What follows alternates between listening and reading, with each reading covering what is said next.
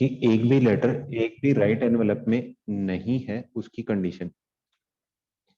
A1 A2 A3 जितने भी letters हैं, जितने भी एनवेलप्स हैं, उनमें कॉम्प्लीमेंट्स नहीं है, इसका मतलब राइट अटेम्प्ट नहीं है।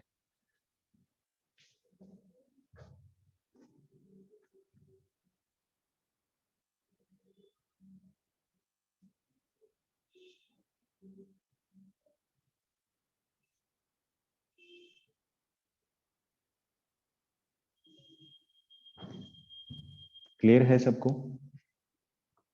चलो फिर इस पे बेस्ड एग्जांपल करते हैं।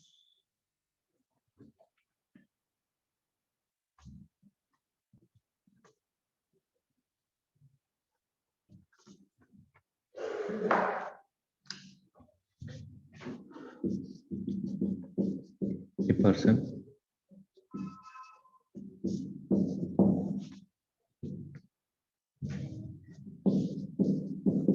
writes 5 letters and addresses to corresponding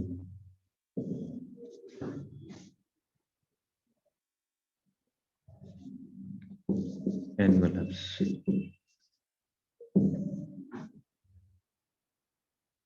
In how many ways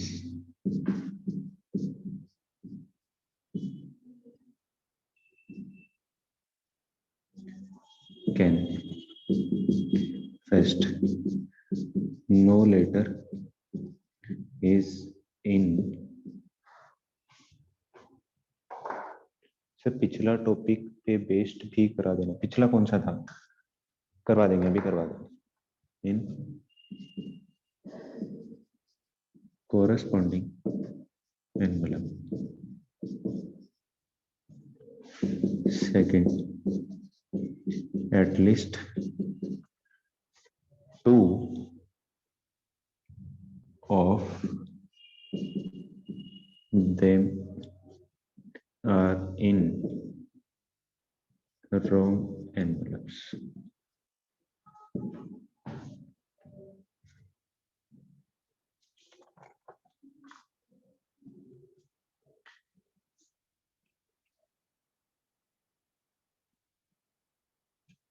चलो उस पे बेस्ड भी एग्जांपल लिख ही देता हूँ, साथ साथ में कर लेंगे।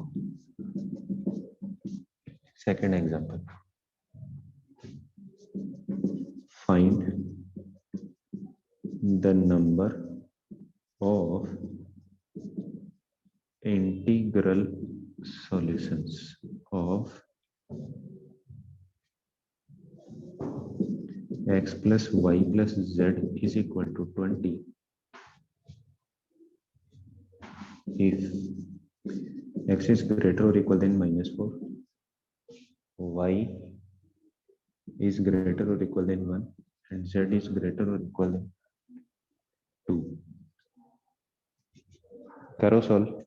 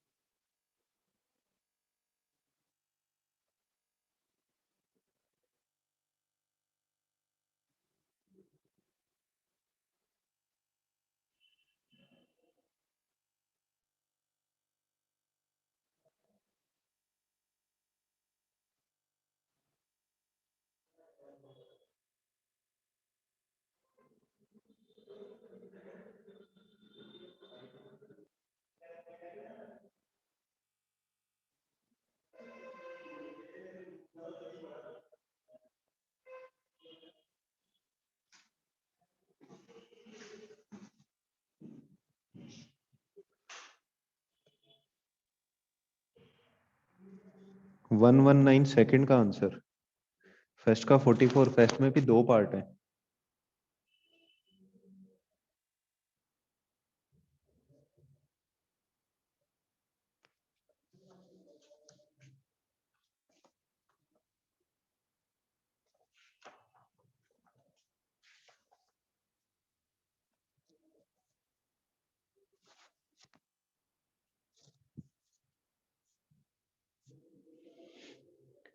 वन वन नाइन नाइन कौन से का आंसर है भाई ये?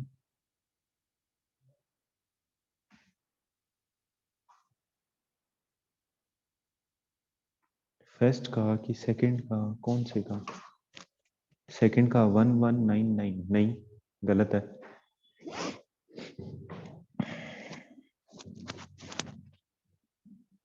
फर्स्ट का आंसर, अच्छा फर्स्ट का फर्स्ट और सेकंड करें सॉल्व। चलो चेक करना अपने अपने आंसर्स। सॉल्यूशन, फर्स्ट का first part, no letter is in the corresponding envelope, मतलब सारे ही कैसे हैं, गलत जगह पे। तो अभी फॉर्मूला बताया था, क्या आएगा, फैक्टोरियल 5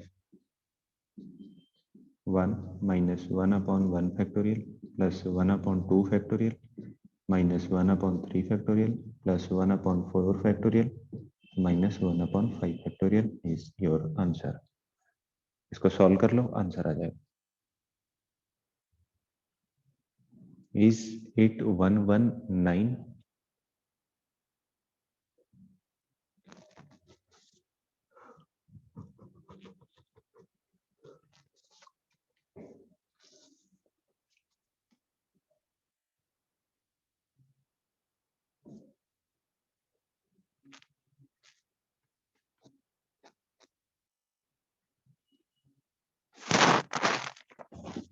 वन वन नाइन ही है क्या?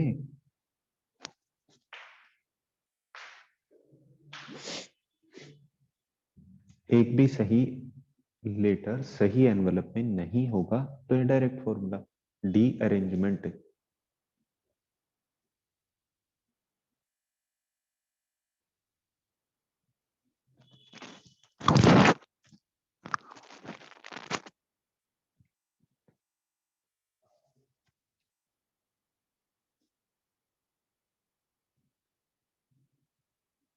फिर सेकंड 119 चेक करेंगे। फर्स्ट वाला सबको क्लियर है, इसको सिंप्लीफाई कर लेना। सेकंड, सेकंड के में कह रहा है at least two of them are in the wrong envelope. तो पहले दो वाली कंडीशन ले लेता हूं कि एग्जैक्ट दो गलत होंगे तो क्या होगा। एग्जैक्ट दो गलत होंगे इसका मतलब चार सही, सॉरी तीन सही है पांच में से, तो उन पांच में से तीन सेलेक्ट कर लिए सही वाले, और दो के गलत की condition factorial 2 1 minus 1 upon 1 factorial plus 1 upon factorial 2। या तो ये कंडीशन, दो की बजाय एटलीस्ट दो गलत, तीन गलत के केस में प्लस 5C2 किया कि कोई भी दो एनवलप सही हो सकते हैं उनमें से, और बाकी तीन का arrangement, D arrangement sorry, 1 minus 1 upon factorial 2 plus 1 upon factorial 3। ठीक है, ये कितने हो गए, तीन गलत। फिर चार गलत होने की कंडीशन क्या आएगा, 5C1 फैक्टोरियल 4, इसके साथ में क्या आ जाएगा, फैक्टोरियल 4 के साथ में 1 minus 1 upon 1 factorial plus 1 upon factorial 2 plus 1 minus, sorry मैंने पहले गलत लिख दिया, ये प्लस का ये माइनस का, और इससे पहले 1 अपॉन फैक्टोरियल 1 माइनस 1, और इसके साथ में 3 फैक्टोरियल 4 की कंडीशन, और एक बार पांचों के पांचों गलत होने की कंडीशन क्या आएगी, 1 सॉरी पांचों के पांचों गलत होने की कंडीशन ये लिखी।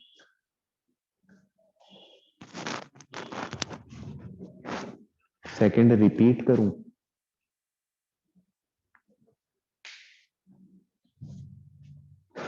चलो क्वेश्चन मिटाता हूँ, ऊपर लिखता हूँ, फिर से चेक करना। सेकंड पार्ट, फर्स्ट में तो किसी को कोई डाउट नहीं है ना। सेकंड पार्ट देखना, सेकंड पार्ट में क्या लिखा हुआ है, एटलीस्ट 2 बोला है, तो सिर्फ 2 गलत होने की कंडीशन क्या आएगी? 2 का मतलब गलत होने का मतलब क्या है? 5 में से 2 गलत है तो सही कितने होंगे? 3। तो उन 5 में से कोई भी 3 सही हो गए और अरेंज भी हो गए, 5C3। और इनटू में क्या आ जाएगा? 2 गलत होने का 1 माइनस 1/1 फैक्टोरियल प्लस 1/2 फैक्टोरियल। अब 3 का, अगर 3 गलत हो तो 2 सही और 3 गलत, 1 माइनस 1/1 फैक्टोरियल प्लस 1/2 फैक्टोरियल और माइनस 1/3 फैक्टोरियल।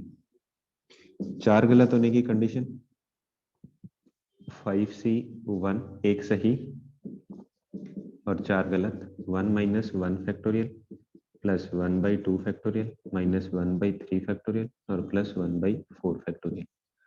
और लास्ट में पांचों के पांचों गलत होने की कंडीशन कैलकुलेट की थी, वो 5 वाला आ जाएगा। इन सबका सम कर देंगे। एटलीस्ट 2 गलत बोला ना,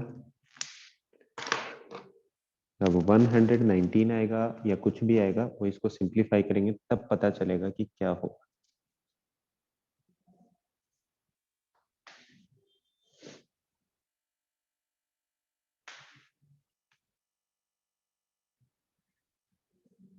अभी भी डाउट है?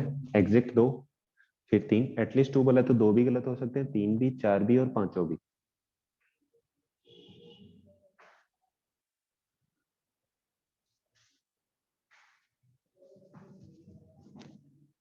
किसी को कोई डाउट है फर्स्ट केस सेकंड पार्ट में?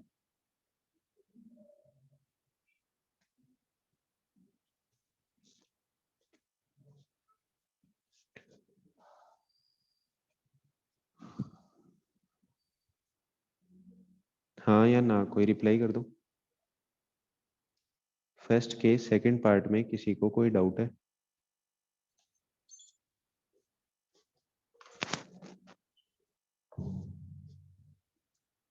नहीं, चलो वेरी गुड।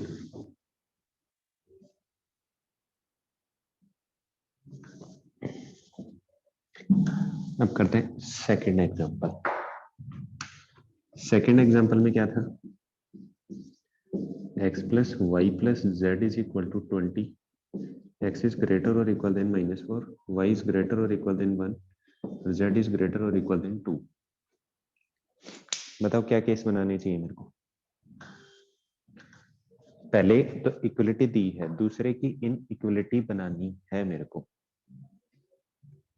तो क्या बनाऊं?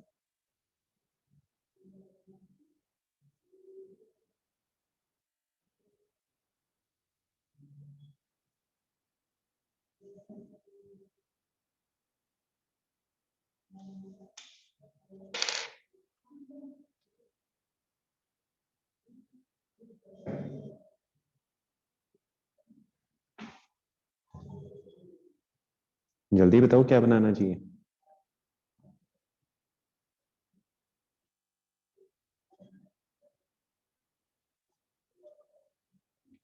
चलो फिर मैं ही बना देता हूँ। x is equal to -4 plus t1, y is equal to 1 plus t1 sorry t2 और z is equal to 2 plus t3। Clear है? लेस देन का साइन होता है तब सब्ट्रैक्ट करते हैं, ग्रेटर देन का साइन होगा तो ऐड करेंगे, क्योंकि इसमें से कुछ माइनस करूंगा तभी इसके इक्वल होगा। अगर ऐसा लिखा होता है x इज लेस देन और इक्वल टू -4, तो मैं लिखता है x is equal to -4 minus t1, क्योंकि इसमें से कुछ माइनस करूंगा तब इसके इक्वल होगा, क्योंकि ये नंबर बड़ा है x से। अब क्या है, x नंबर इस नंबर से बड़ा है तो इसमें कुछ ऐड करूंगा तभी बराबर होगा। ये चीज क्लियर है?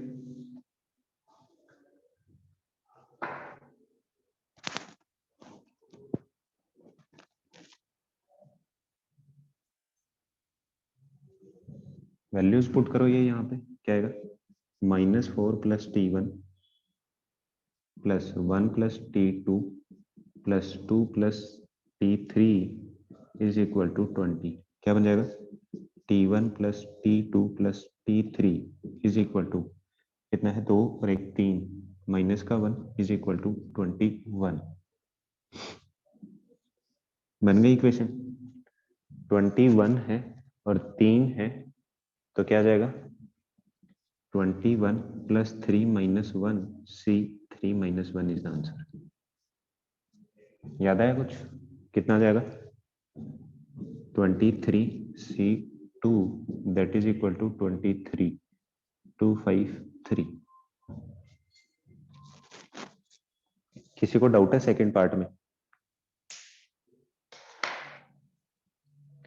इंटीग्रल सॉल्यूशन कितने आएंगे? 20C2।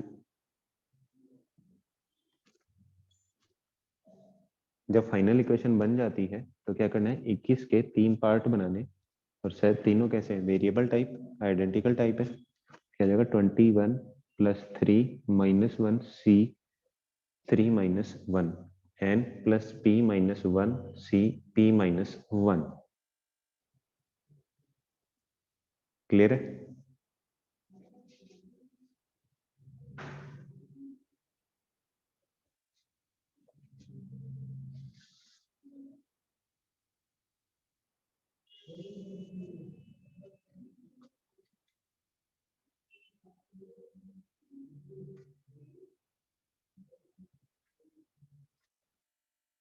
किसी को कोई डाउट है? ठीक है, मॉड्यूल कंप्लीट अटेम्प्ट कर लेना, एनसीईआरटी कंप्लीट अटेम्प्ट कर लेना। नेक्स्ट क्लास में अपन डाउट डिस्कस करेंगे। अगर डाउट्स नहीं होंगे तो नेक्स्ट चैप्टर करेंगे।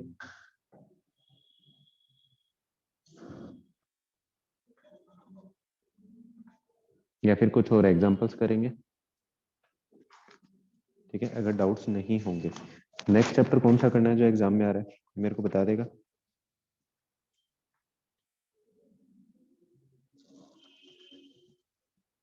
ट्यूशन तो करवा दो, नेक्स्ट चैप्टर भी बता दो।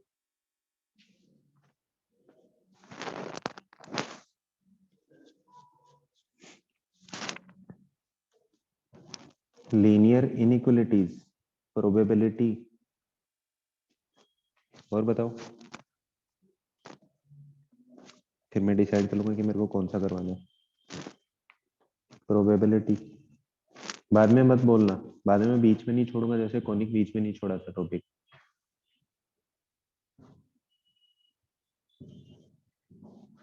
Introduction to 3D geometry, 3D geometry, inequalities और डेरिवेटिव्स।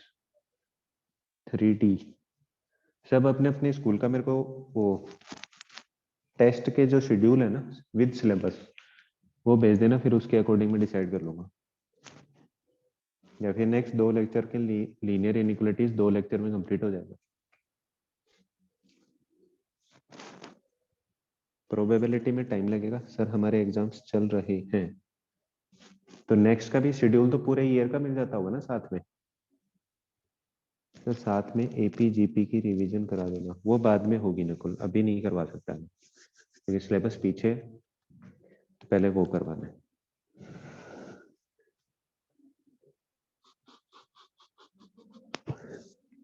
एपी जीपी की एक्स्ट्रा क्लास लगा के करवा सकता हूँ, वो भी जब मेरा टाइम फ्री होगा।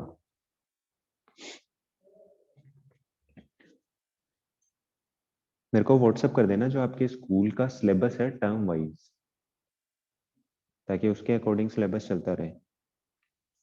आई थिंक मेरे को linear inequality sir backlog class arrange करा दो। कौन कौन से टॉपिक की?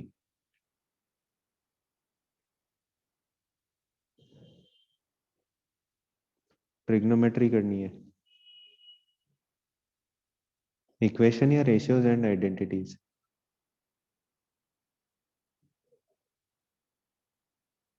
एपी जीपी और ट्रिगो।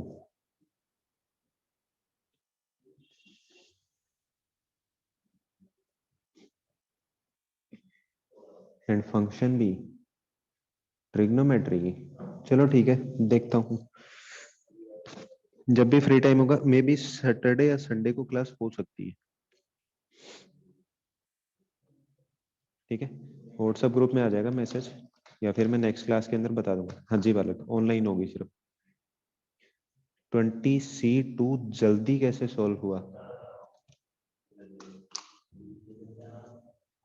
यही बनेगा ना, 23 × 22 डिवाइडेड बाई 2 × 1, क्योंकि फैक्टोरियल 21 तो कैंसिल हो जाएगा। ये इसको सॉल्व करने का ये तरीका था, जितना ऊपर नंबर लिखा था जितना नीचे लिखा इसको डिक्रीज करते उतने टाइम और नीचे वाले का फैक्टोरियल। फिर can you keep it on Saturday? I will try. ठीक है, वैसे मान लो लिखा है 23C20 लिखा है ना, तो इसको चेंज कर लो, क्या बन जाएगा 20C3, तो क्या जाएगा 23 into 22 into 21 divided by 3 into 2 into 1। Easy, जल्दी कैलकुलेट करने के लिए।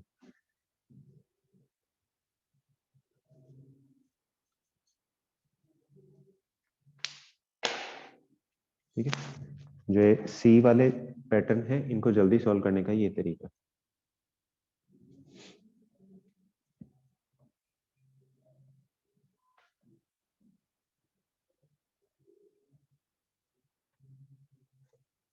Okay then, bye bye, thank you, have a nice day.